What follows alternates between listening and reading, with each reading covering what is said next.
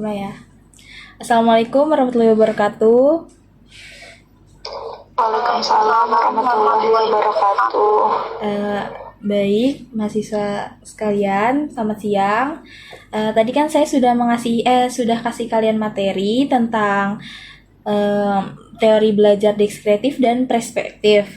Sekarang kita akan belajar dengan metode tanya jawab, yaitu dengan materi yang tadi kalian bahas, yaitu teori belajar deskriptif dan perspektif. Pertanyaan pertama yaitu, tolong Dita dimunculkan pertanyaannya.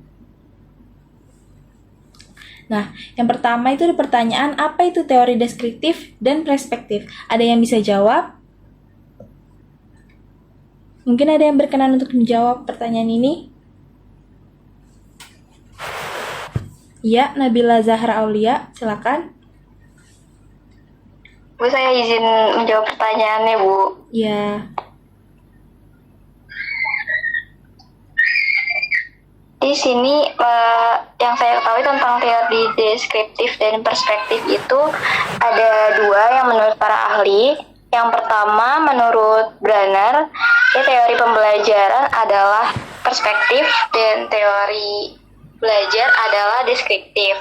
Perspektif itu karena tujuan utama teori pembelajaran ini adalah menetapkan metode pembelajaran yang optimal. Nah, sedangkan yang deskriptif itu karena tujuan utama teori belajar ini adalah tentang menjelaskan proses belajar. Yang kedua ada menurut Rel-Gelut. Nah, yang Rel-Gelut ini teori perspektif adalah goal oriented. Sedangkan teori deskriptif itu adalah goal free, Bu. Maksudnya di sini adalah teori pembelajaran perspektif dimaksudkan untuk mencapai tujuan, sedangkan teori pembelajaran deskriptif dimaksudkan untuk memberikan hasilnya, Bu. Oh gitu, seperti itu ya. Berarti Nabila Zahra Aulia sudah sedikit paham ya tentang teori deskriptif dan perspektif ya. Oke. Pertanyaan selanjutnya yaitu pertanyaan kedua yaitu ada perbedaan teori deskriptif dan perspektif dari itu sendiri. Ada yang bisa menjawabnya? Saya Bu, saya ingin menjawab perbedaan antara teori deskriptif dan perspektif. Kalau deskriptif adalah teori belajar prinsip belajar yang mendeskripsi menempatkan variabel kondisi dan metode belajar sebagai given yang memberikan hasil belajar sebagai variabel yang diamati dengan kata lain kondisi dan metode belajar sebagai variabel bebas dan merupakan pembelajaran sebagai variabel tergantung. Sedangkan pembelajaran teori perspektif adalah prinsip pembelajarannya yang menempatkan kondisi dan hasil sebagai given dengan metode yang optimal yang ditetapkan sebagai variabel yang bisa diamati. Jadi metode pembelajaran variabel ini tergantung pada hubungan antara variabel yang menunjukkan bahwa pada perbedaan dari teori deskriptif dan perspektif sendiri itu dilihat dari teori yang mengemukakan bahwa teori perspektif adalah goal oriented, sedangkan teori deskriptif adalah goal free. Yang dimaksud adalah bahwa teori pembelajaran deskriptif ini untuk mencapai suatu tujuan, sedangkan teori pembelajaran deskriptif dimaksud untuk memberikan suatu hasil. Oke, gitu. Oke, terima kasih. Baik, kita. Terima kasih. Selanjutnya, pertanyaan selanjutnya. Yaitu ada pertanyaan ketiga, ada contoh dari penerapan teori deskriptif dan perspektif. Ada yang tahu gak contohnya apa itu? Saya izin menjawab, Bu. Ya, boleh Nabila Apriani. Jadi, contoh teori deskripsi itu Deskriptif. jika membuat rangkuman tentang isi buku teks yang dibaca, maka retensi terhadap isi buku teks itu akan lebih baik. Sedangkan contoh belajar perspektif itu agar dapat mengingat isi buku teks yang dibaca akan secara lebih baik, maka bacalah isi buku teks itu berulang-ulang dan buatlah rangkuman. Oke, itu berarti contohnya masing-masing satu ya. Yang satu ada deskriptif, sama yang kedua contoh dari perspektif. Soal selanjutnya, soal selanjutnya itu tentang kelebihan dan kekurangan teori deskriptif dan perspektif. Ada yang bisa jawab? Ayo. Saya ingin menjawab kelebihan dan kekurangan dari teori deskriptif dan perspektif. Kalau kelebihan dari teori deskriptif itu lebih terkonsep sehingga siswa dan siswi lebih memahami materi yang akan disampaikan, sehingga mendorong siswa dan siswi untuk mencari sumber pengetahuan sebanyak-banyaknya dan dalam mengerjakan tugas. Terus kelebihan dari teori perspektif itu yaitu lebih sistematis sehingga memiliki arah dan tujuan yang jelas, banyak serta memperbanyak motivasi agar terjadi proses belajar yang mengoptimalkan kerja otak secara maksimal. Terus ada kekurangan dari teori deskriptif yaitu kurangnya memperhatikan sisi psikologis terhadap siswa dan siswi dalam mendalami suatu materi. Terus kekurangan dari teori perspektif sendiri ada kurangnya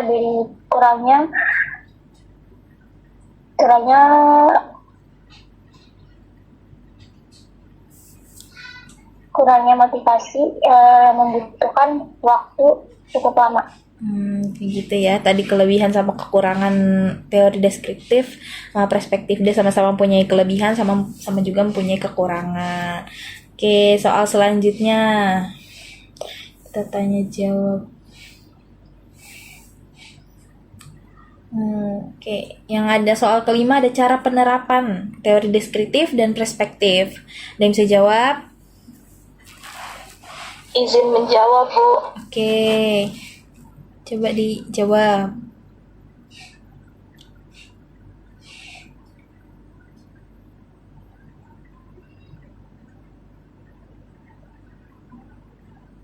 Nabila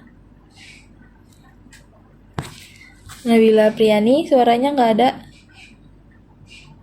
Contohnya, cara penerapannya itu kayak seorang anak belajar dengan tujuan untuk mendapatkan nilai bagus di ulangan keduanya. Setelah anak itu membuat kesalahan pada ulangan pertamanya. Dalam hal ini, teori deskriptif berperan dalam menjelaskan hal-hal apa saja yang harus dilakukan agar nilai anak tersebut di ulangan kedua bisa lebih baik.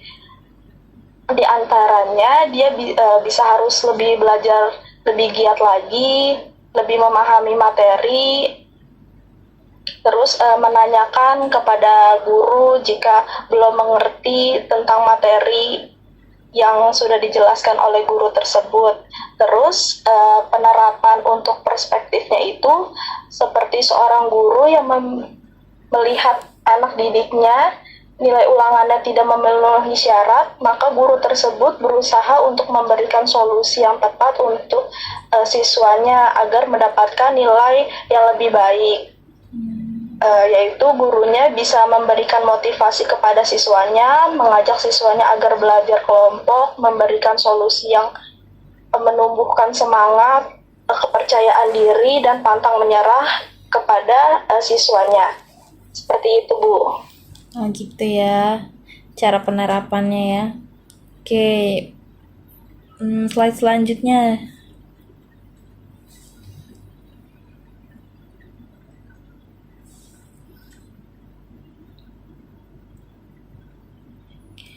Ada ini, contoh program pendidikan yang menerapkan kedua teori belajar ini.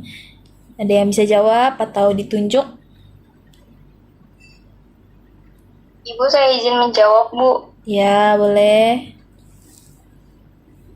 Di contoh untuk program pendidikan yang menerapkan kedua teori belajar tersebut itu yang pertama ada program pendidikan anak usia dini, Bu, yang berbasis pengalaman. Jadi program ini tuh menggunakan teori belajar deskriptif yang mana itu untuk mengeksplorasikan dunia sekitar sesuai dengan pengalaman anak-anak tersebut gitu, Bu. Terus kalau untuk yang perspektifnya ada program pendidikan musik di sekolah, Bu, gitu. Jadi nanti di sana siswa bisa tahu bagaimana caranya mencapai tujuan mereka, Bu, gitu. Siswa tuh bisa belajar tentang membaca not musik, terus alat musik, sama pemahaman konsep musik dasar, Bu, seperti itu. Gitu ya.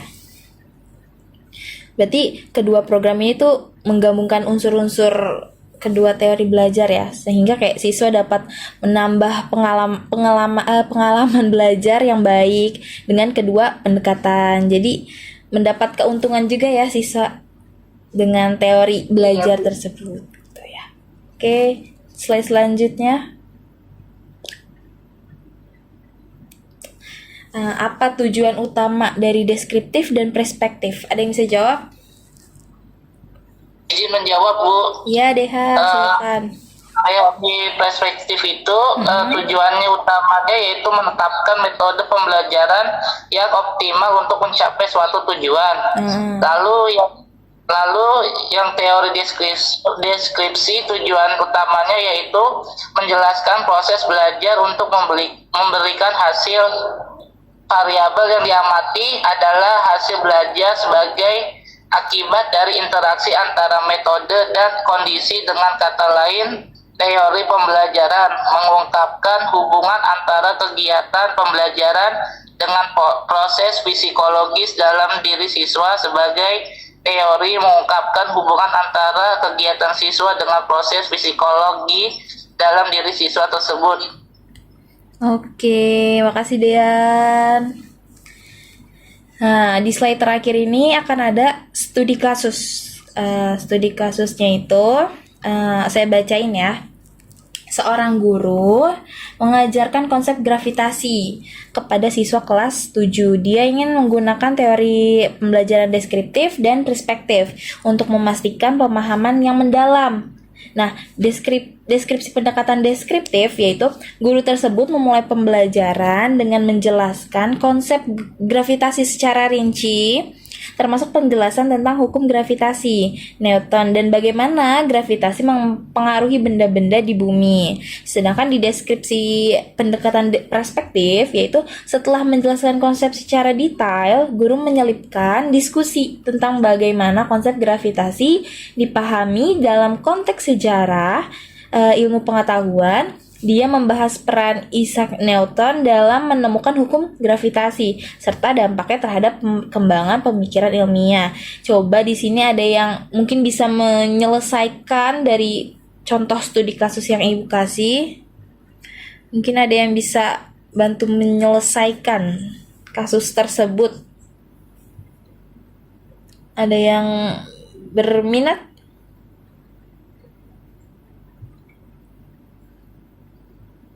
Nabila Zahra mungkin.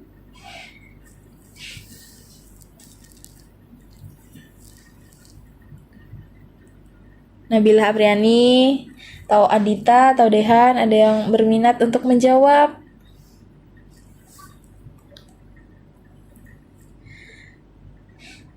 Nggak ada yang jawab nih. Saya izin menjawab. Oke. Jadi penyelesaian dari pendekatan deskripsi itu membantu siswa dalam memahami konsep gravitasi dengan cara yang sistematis dan detail. Sehingga mereka dapat memahami tentang gravitasi yang kuat dan bagaimana mempengaruhi benda-benda di sekitar mereka. Ya. Dan berikutnya ada pendekatan perspektif. Dari pendekatan perspektif membantu siswa melihat konsep gravitasi dalam konteks yang lebih luas sehingga memahami sejarah